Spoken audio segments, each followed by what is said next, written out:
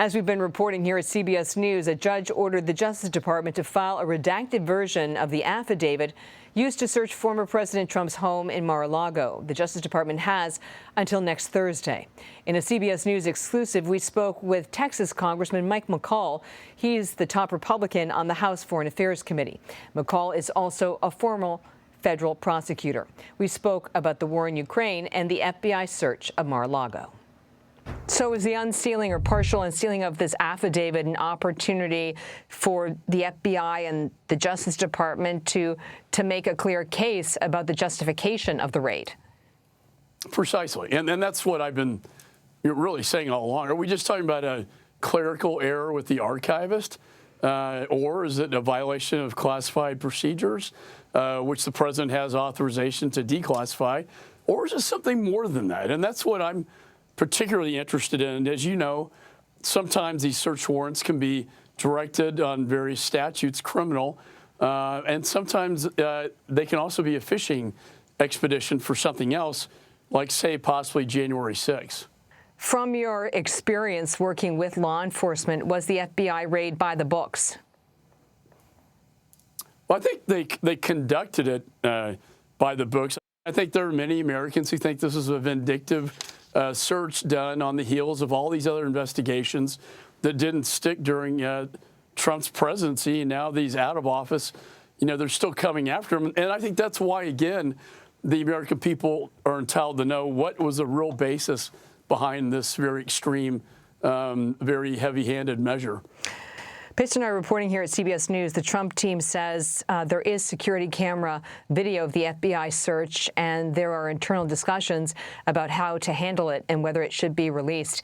If that video is released, what do you think the impact is as a former federal prosecutor?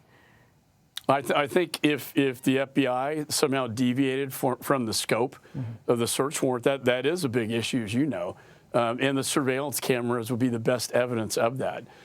On Ukraine, as the ranking member of the House Foreign Affairs Committee, does the situation at the Zaporizhzhia nuclear power station in southeastern Ukraine appear to be the next Chernobyl? It could be. And Russia, the Russian Federation took over, these nuclear sites, and now they're using them as sort of battle operations to store their weapon supply, their military, making them a target. And, if God forbid something escalates and weapons go off in a nuclear facility, that radioactive plume would have serious, grave consequences, including a potential trigger of Article 5 under NATO, which would, if the plume hits one of our NATO allied countries, you can see the impact that could have. So it's a very dangerous situation. I would hope that they would allow the IAEA inspector to go to that facility to inspect it to make sure there aren't any safety violations. But I got to be honest, I'm not saying when that's going to happen, and I can only imagine the safety violations already being taken place. Has the Biden administration lived up to its commitments in Ukraine?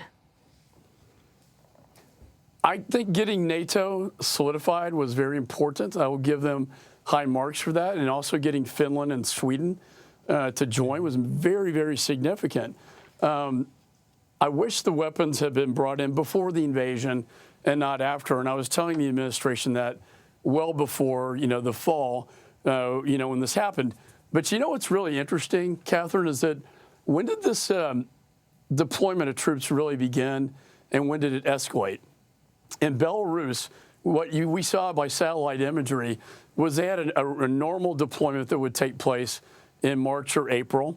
Then around August, you would normally see a deployment back out of that region. But what happened was they stayed after Afghanistan. And then the increase of troop deployments began to start in September, going through the fall, and the final invasion taking place, in February. So when people say, well, what's Afghanistan? Why is that important? I think because the president has projected so much weakness in what happened that Putin saw this as the time, not a question of if, but when, to invade Ukraine. And now we're seeing the same scenario playing out with President Xi as he looks at Taiwan and he's being equally as provocative against Taiwan. And you saw the Beijing Olympics where, this unholy alliance was reached between Putin and Xi against the West and against NATO. So to be clear, you're saying the ripple effect of the U.S. military withdrawal from Afghanistan and the optics impacted Putin's decision-making on Ukraine and President Xi's decision-making on Taiwan. 100%. I think a direct cause and effect.